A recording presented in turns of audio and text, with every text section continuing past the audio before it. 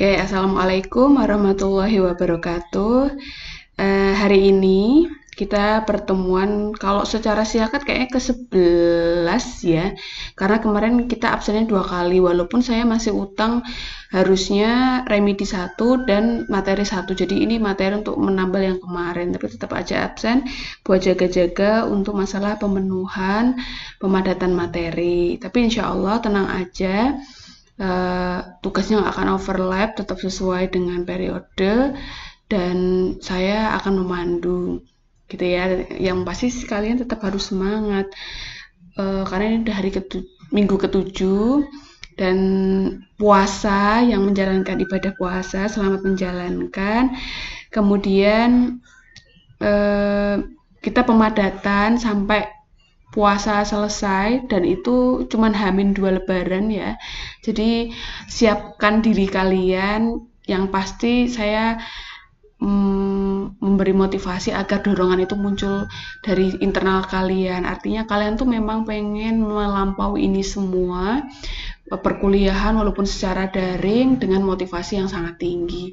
Kalian memang pengen belajar, pengen menyelesaikan ini dengan baik, mendapatkan nilai yang baik, bukan hanya dorongan eksternal, ya udahlah yang penting kelewat gitu ya.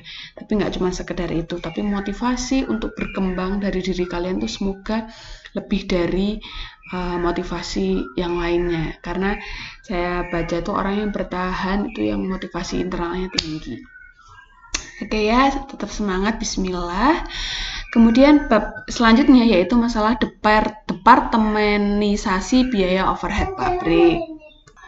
Kalau kemarin kita udah bahas satu-satu sampai ke BOP dan kalian udah bisa bikin jurnal BOP, tapi sekarang kita meluas ke bentuk perusahaan yang semakin besar dan dia nggak cuman sekedar satu departemen. Nah, coba kita lihat. Yang pertama judulnya adalah departemenisasi biaya overhead pabrik atau departementalisasi biaya overhead pabrik. Kenapa kok overhead pabrik yang menjadi permasalahan? Karena, nah kita lihat dulu alasannya yang pertama.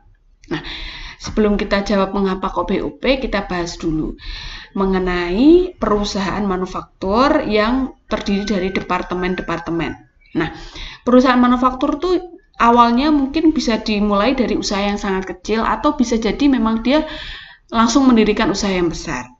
Jadi misalkan perusahaan manufaktur yang sangat kecil itu biasanya hanya dijalankan oleh satu orang yang merangkap sebagai pemilik, tenaga kerja langsung, tenaga kerja tidak langsung, penjualan, administrasi keuangan, dan seterusnya. Jadi satu orang tuh yang ngerjain semuanya, ya produksi, ya nyatet, ya ngapain gitu ya.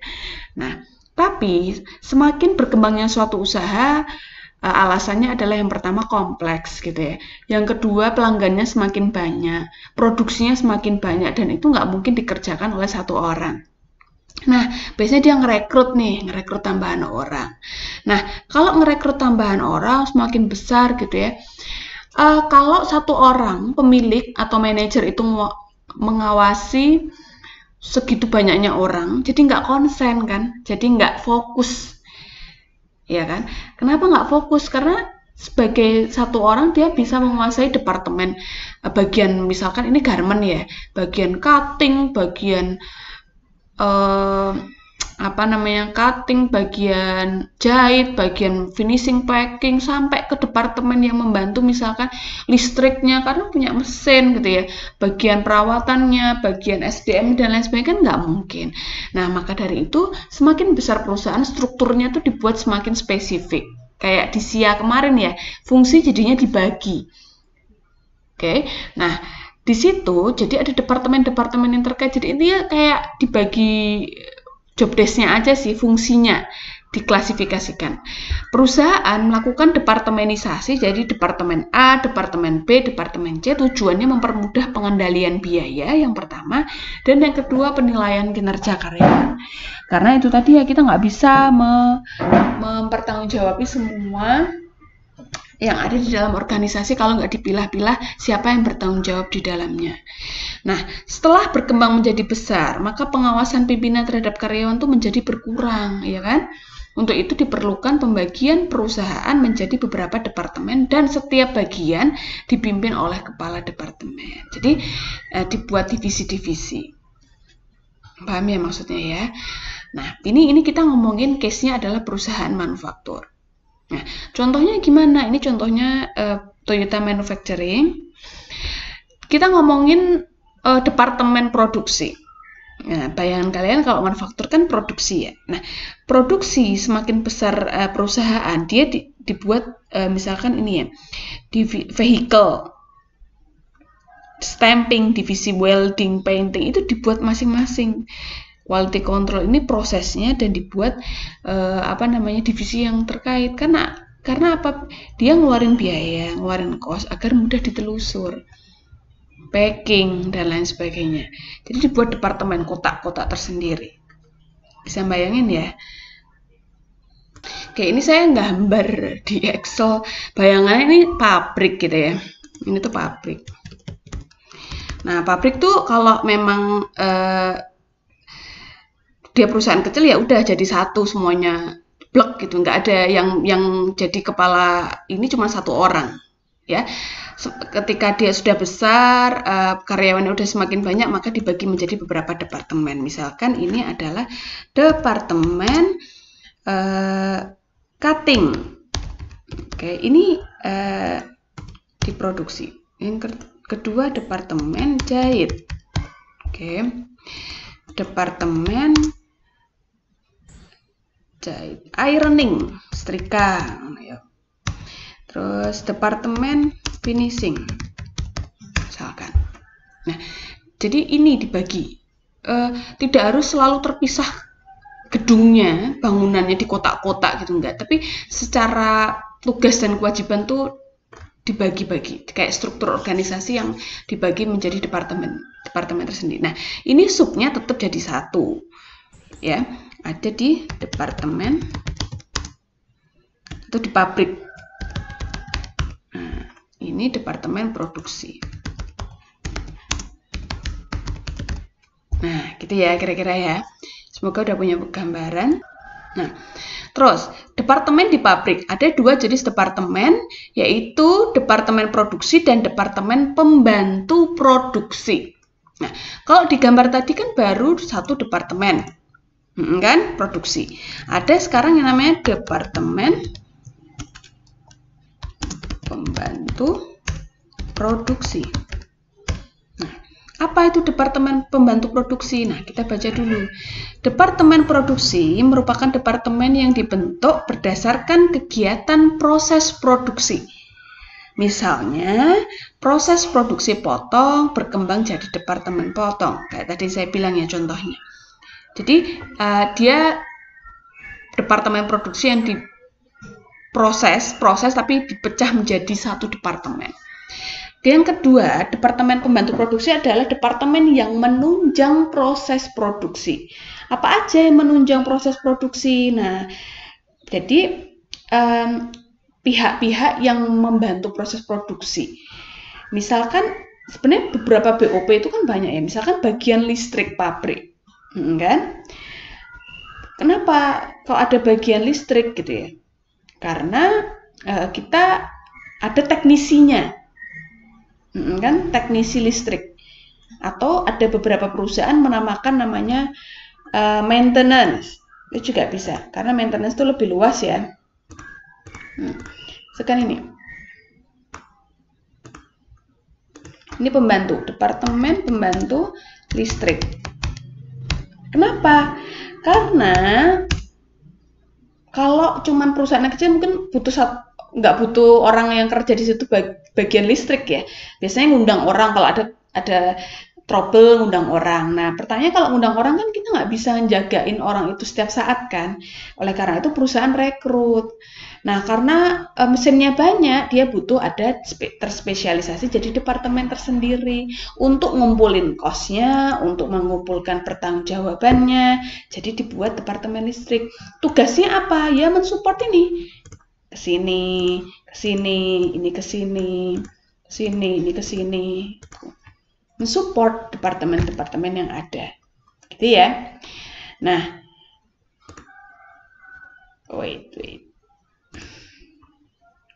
Contohnya, alasannya, mengapa dibentuk departemen pembantu? Tujuannya adalah menghemat jenis BOP yang nilainya material dan BOP tersebut mempunyai pengaruh besar terhadap kelancaran proses produksi. Jadi pahami dulu kelancarannya dulu. Cost-nya nanti dulu deh. Pahami dulu kalau nggak ada departemen itu proses produksi nggak lancar untuk berjalan. Dengan demikian, tidak selamanya pembantu departemen produksi selalu diikuti pembentukan departemen pembantu. Jadi nggak mesti ada departemen pembantu, tergantung kebutuhan perusahaan. Tapi mostly kalau perusahaan semakin besar, dia punya pembantu, departemen pembantu. Oke, misalnya perusahaan menghadapi biaya pemeliharaan mesin yang besar. Dan perusahaan juga menghadapi kendala perbaikan mesin yang membutuhkan waktu yang lama ketika diperbaiki pihak luar perusahaan. Jadi dia butuh untuk punya bagian pemeliharaan mesin. Jadi departemennya departemen pemeliharaan mesin misalnya. Nah, untuk mengatasi masalah tersebut, perusahaan membentuk departemen produksi, pembantu produksi bengkel dengan tujuan memperpendek waktu perbaikan mesin. Kalau ini contoh, ini ya, proses produksi potong, jahit, obras, packing juga bisa. Paham ya alasannya dulu, dibentuknya departemen produksi. Oke. Nah, aplikasi departemenisasi. Nah, misalkan contohnya, tahun sekian karyawannya 1, departemennya ini, proses produksinya ini, manajernya siapa. Sampai tahun 2007 karyawannya 9.000, departemennya 1, 2, 3, 4 produksi dan punya departemen pembantu produksi beberapa, listrik, bengkel, administrasi produksi. Jadi ada yang mencatat administrasi juga bisa, tapi ingat administrasi yang pabrik atau produksi, bukan administrasi kantor. Paham ya? Jadi kita masih konteksnya adalah pabrik. Oke.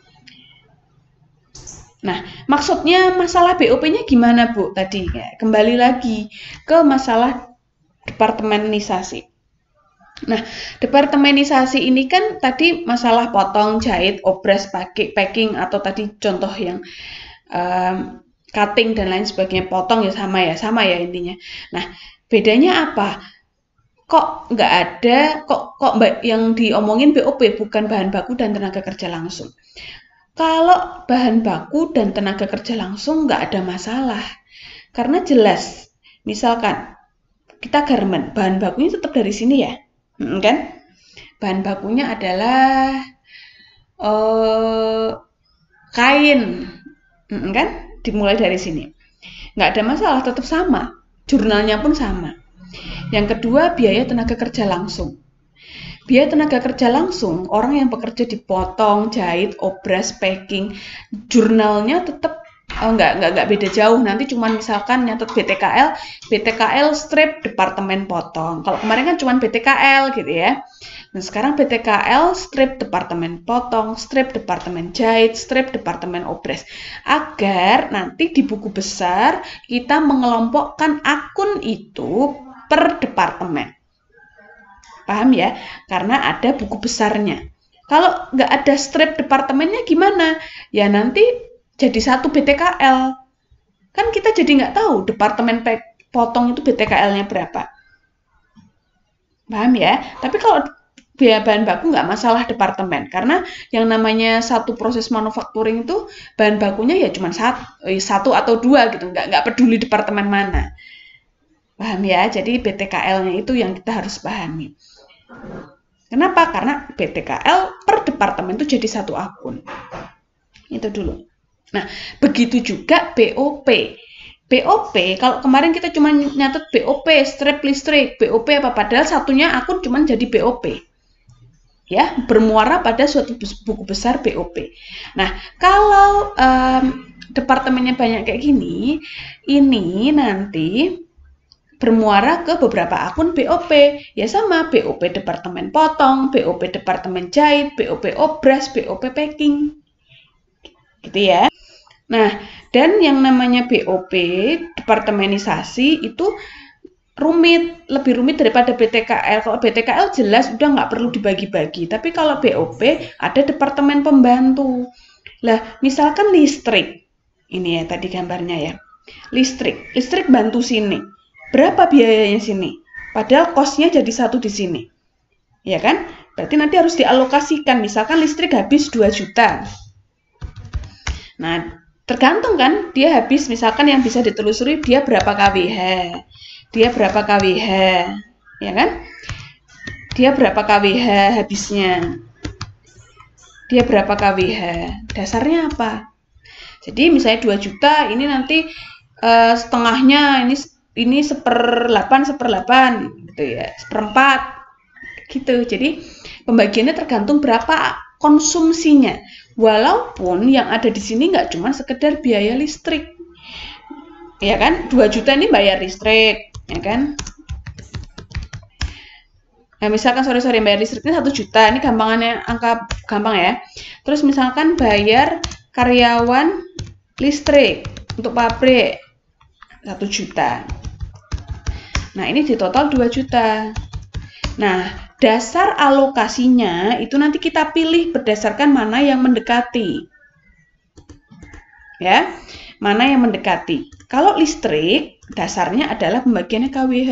Loh Bu, ini kan udah bayar karyawan. Lah, orang bayar karyawan ini kan kerjanya untuk maintenance, listrik di sini kan tergantung kWh-nya dia berapa. Konsumsinya. Kan semakin besar kWh-nya dia banyak menggunakan sumber dayanya, asumsinya kayak gitu. Jadi pakai asumsi juga ya. Jadi 2 juta nanti kWh-nya berapa, pakai prosentase dulu baru dikalikan nanti baginya. Kalau kemarin kan udah diketahui 30 bagi 70, kalau sekarang kita nanti bagi berdasarkan penggunaannya. Nah, sama juga nanti kalau ada departemen yang lainnya, misalkan departemen administrasi produksi. Nah, apa aja yang dikeluarkan di sini? Misalkan ada depresiasi komputer pabrik, bayar BTKTL administrasi berapa nanti totalnya. Nah, dasarnya apa? Macam-macam. Tergantung nanti perusahaan pakai judgement dasar apa. Jumlah orangnya, jumlah karyawannya, ya kan? Jumlah orang itu maksudnya jumlah karyawan. Proporsinya itu loh, bagi proporsi. Semoga bisa dapat gambaran ya, nanti kalau ada yang bingung bisa ditanyakan ke saya. Jadi proporsinya dulu, baginya gimana? Kan? Nah, kita bahas satu dulu contohnya. Laporan BOP satu departemen. Kalau kemarin kan kalian jumlahin dapat total BOP segini ya. Itu kalau kemarin yang satu departemen perusahaan kecil. Kalau perusahaannya sudah semakin besar, laporan BOP-nya kayak gini, bahan pembantu, benang, kancing. Digunakan di departemen 1 1.200, di departemen 2 8.000. Maka totalnya segini. Artinya apa? Total segini ini di breakdown ke departemen-departemen yang menggunakan BOP-nya. BTKTL, manajer produksi. Oke. Kepala bagian potong, kepala bagian ini, dan seterusnya. Tergantung. Oke. Terus, tambahan gaji. Di BOP mana? Departemen mana? Oke, B produksi langsung. Nah, ini gaji 5 karyawan pabrik. Listrik, bengkel, dan sebagainya.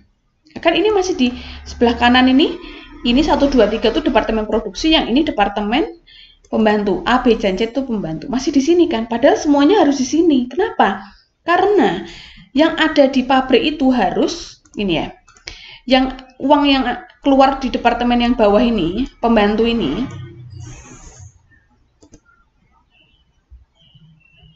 nah, ini harus dialokasikan ke atasnya. Kenapa? Karena kalau nggak dialokasikan ke atasnya, siapa yang menanggung? Kalau masuk di sini nanti masuk ke BOP. Kalau BOP kan komponen biaya produksi kan? Paham ya maksudnya ya? Nah, ini jadi ini harus jadi komponen harga pokok produksi gitu intinya. Karena nggak boleh masuk ke biaya administrasi dan penjualan karena bukan di kantor. Maka harus dialokasikan ke produk. Gitu ya. Maka di sini dialokasikan. Ini belum dialokasikan, ini baru rekapnya. Dari jurnal yang dibikin dibuat rekap yang kayak kemarin. Kemudian untuk metode alokasi BOP. Nah, sekarang metode alokasi maksudnya gimana? Cara untuk mengalokasikan kos yang terjadi di sini, yang pembantu, ke departemen yang terkait, yang dilayani, agar masuk ke BOP-nya. Paham ya? Agar masuk ke BOP-nya. Nah, caranya gimana? Sebagai tambahan, biaya yang terjadi di sini nanti jurnalnya adalah misalkan bayar listrik, departemen listrik 1 juta, berarti jurnalnya biaya departemen pembantu atau biaya listrik strip departemen pembantu kreditnya kas 2 juta. Bukan BOP, karena akan menjadi BOP ketika sudah dialokasikan.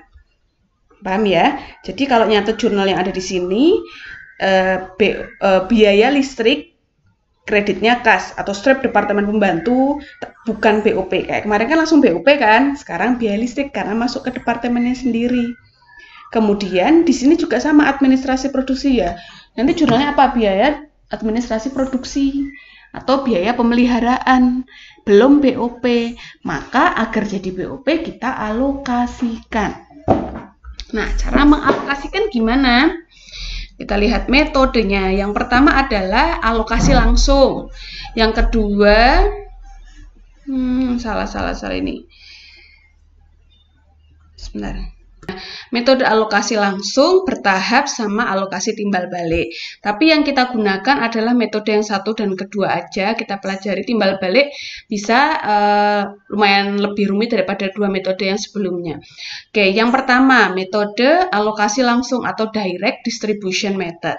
Artinya adalah metode alokasi biaya atau BOP di departemen pembantu ke produksi secara langsung. Maksudnya, jadi yang terjadi biaya di listrik itu langsung dialokasikan ke sini. Ya. Contoh kasih misalkan di listrik ya. Di sini.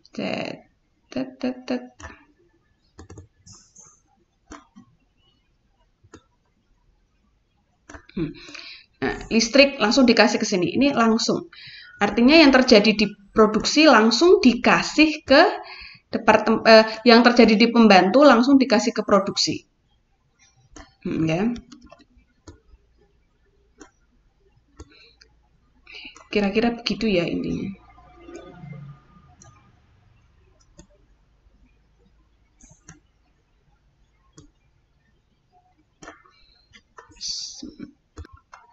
Ini ya, ini ke sini, terus ini ke sini. Langsung. Atau ini juga sama. Yang terjadi administrasi produksi, cost-nya dibebankan langsung ke departemen,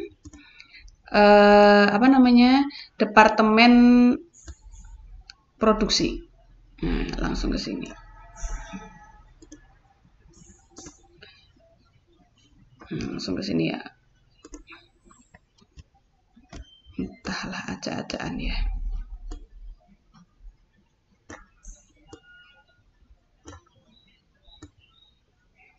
Sini ya.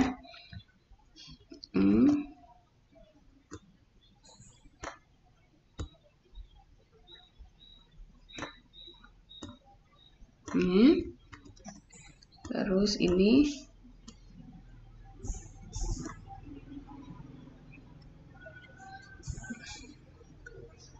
Gini aja.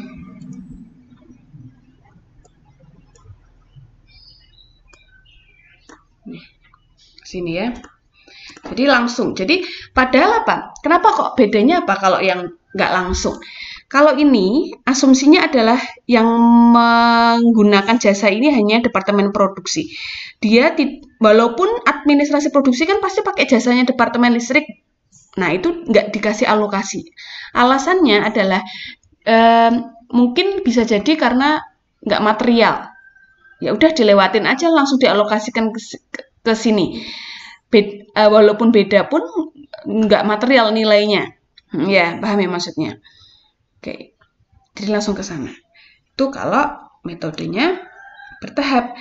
alokasi ini diasumsikan tidak ada jasa timbal balik antar departemen, tidak ada jasa departemen pembantu yang dinikmati departemen pembantu lain. Tadi ya, maksudnya listrik ke departemen administrasi produksi atau departemen perawatan. BOP departemen pembantu langsung dialokasikan ke departemen produksi. Itu yang pertama. Yang kedua, departemen itu dirasa punya kelemahan. Karena loh, departemen pembantu administrasi produksi itu pakai jasanya listrik kok. Ya kan? Departemen listrik juga menggunakan jasanya administrasi produksi. Departemen perawatan itu juga menggunakan jasanya listrik. Nah, maka bertahap. Metode alokasi bertahap ini, departemen pembantu dialokasikan ke departemen pembantu lainnya dulu, baru ke departemen produksi. Asumsinya tidak ada jasa timbal balik. Kalau timbal balik di sini antar departemen, ada departemen pembantu menerima jasa dari departemen pembantu lainnya, dan ada urutan alokasi yang ditentukan manajemen. Maksudnya gimana? Nah, urutan alokasi ini maksudnya siapa yang mau didistribusikan terlebih dahulu. Itu keputusan manajemen. Ada juga yang bagi berdasarkan jumlahnya. Yang paling besar dialokasikan yang pertama. Urut paling besar dulu. Bisa jadi berdasarkan alokasi, bisa jadi keputusan manajemen. Manajemen juga dasarnya itu juga bisa. Nah, gimana maksudnya? Maksudnya gini.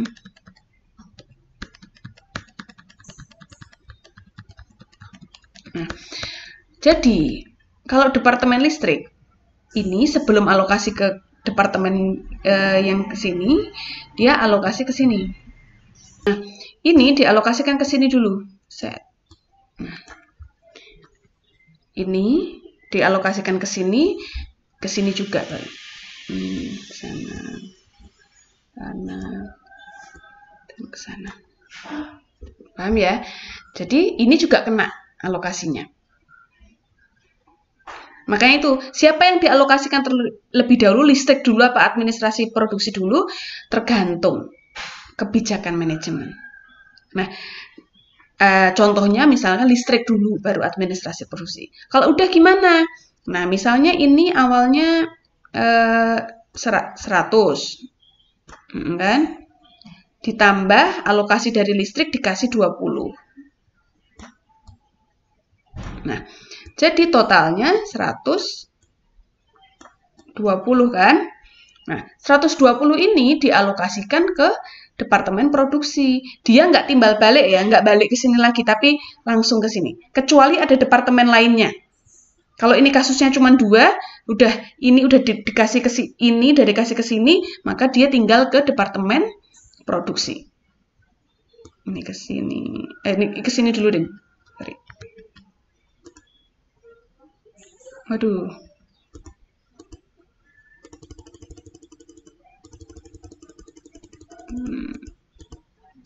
Nah, ini ke sini, ini ke sini, ini ke sini, sini. Sesuai proporsinya. Nanti kita lebih paham ada di contoh. Gitu ya. Nah, itu kalau bertahap. Nah, sekarang kita kalau alokasi timbal balik itu bolak-balik. Oke? Nah, terus sekarang ini alokasi langsung. Caranya gimana? Yang pertama, kita lihat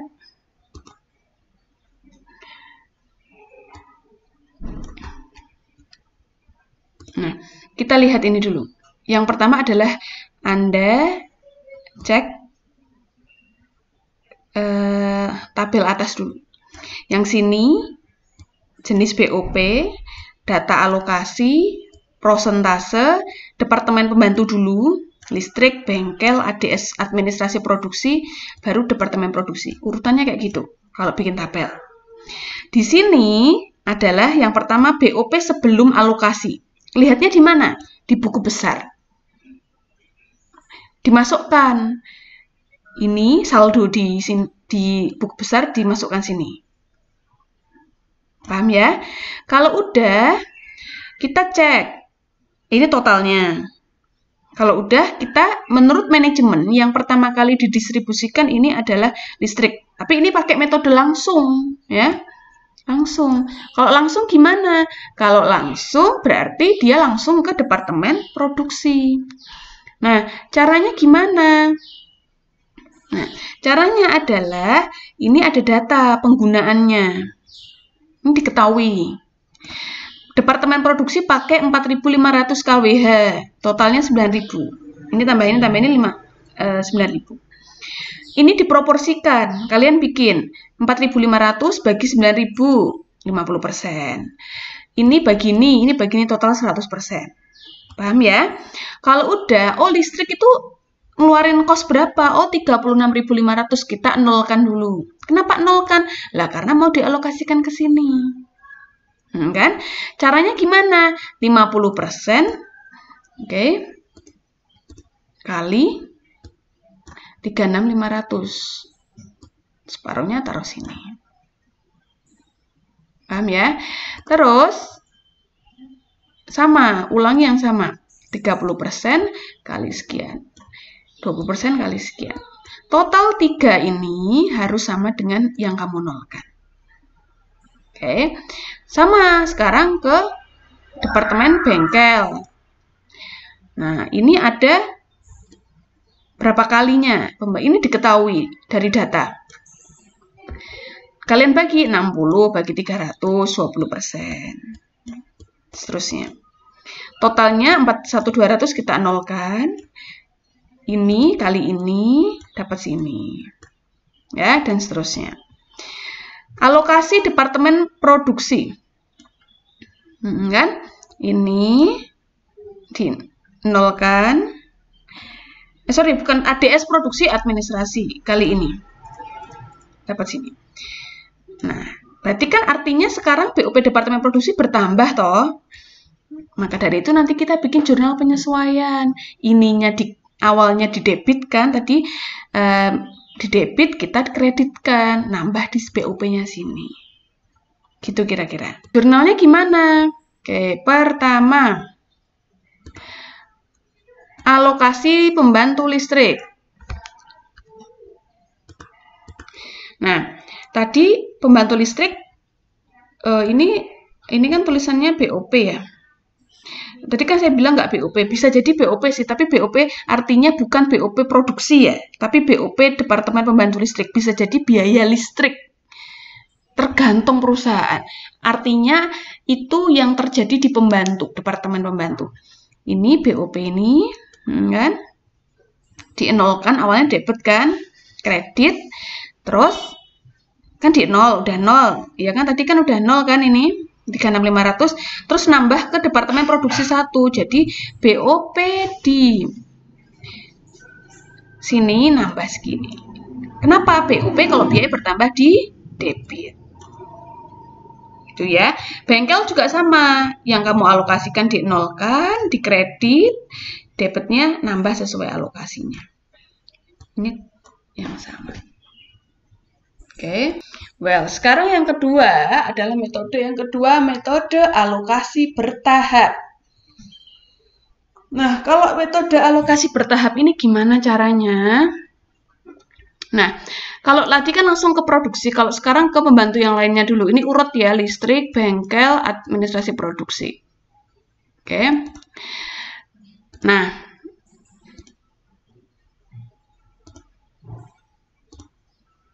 sekarang ke sini. Ini dulu kamu kan sama ya, ini diketahui dari buku besar, dari buku besar dimasukkan sama kayak tadi langkahnya. Nah, terus ini dinolkan dulu. Tapi ada data ini dulu. Kalau tadi kan cuma bawahnya aja kan? Tadi kan cuma ini aja kan? Kan? Nah, sekarang tambah yang bengkel itu ya pakai listrik, dialokasikan juga. Nah, jadi prosentasenya yang berbeda dari sebelumnya adalah ini, bengkel dimasukkan. Ya, jadi 600 bagi 10.000, 6% dan seterusnya sampai sini. Nah, baru ini dikalikan ini, kayak tadi, dapat segini. Sama, kemudian yang kedua adalah bengkel. Bengkel nggak balik ke listrik ya, tapi ke depannya administrasi produksi. Jadi yang tambahin ini di sini. Dia pakai 10 kali. 10 bagi 310, 3%. Ini koma sih sebenarnya mungkin dibulatkan. Yang penting totalnya 100 gitu aja kalau kalian nanti angkanya nggak tepat. Nih. Kan? Terus ini.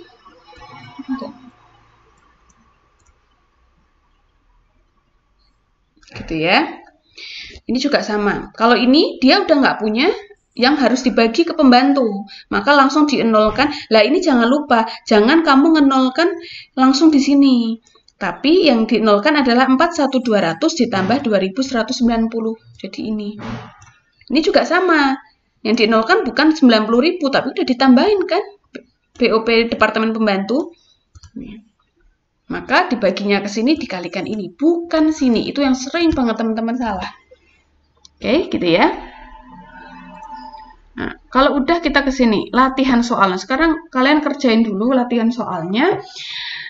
Maple Rahayu mempunyai departemen produksi sawmill, perakitan, dan finishing. Dan memiliki departemen pembantunya ada 3. Kan?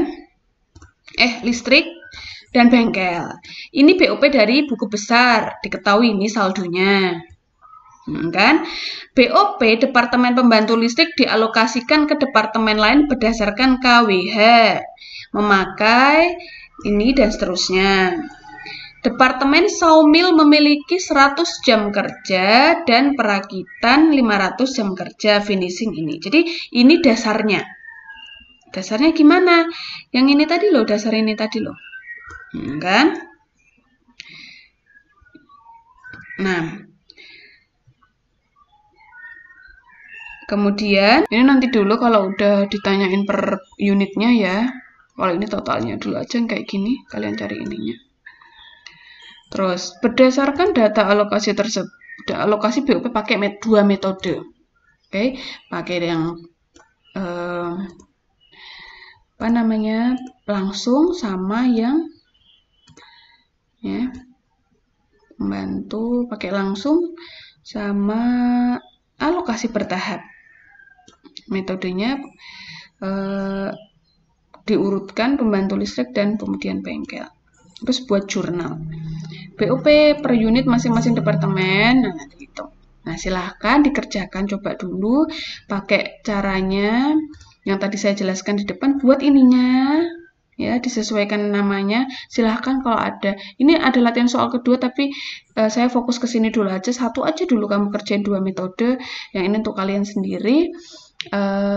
Silahkan kalau ada pertanyaan disampaikan ke saya, nanti saya pandu pekerjaannya, nanti dikumpulkan dan di email. Nanti terserah kalian, mungkin deadline-nya hari ini juga ya, nanti silahkan, yang penting ditanyakan ke saya. Kalau nggak hari ini besok juga nggak apa-apa kok ya, nanti kita bahas di grup. Oke, terima kasih, tetap semangat ya, selamat berpuasa. Wassalamualaikum warahmatullahi wabarakatuh. Selamat pagi.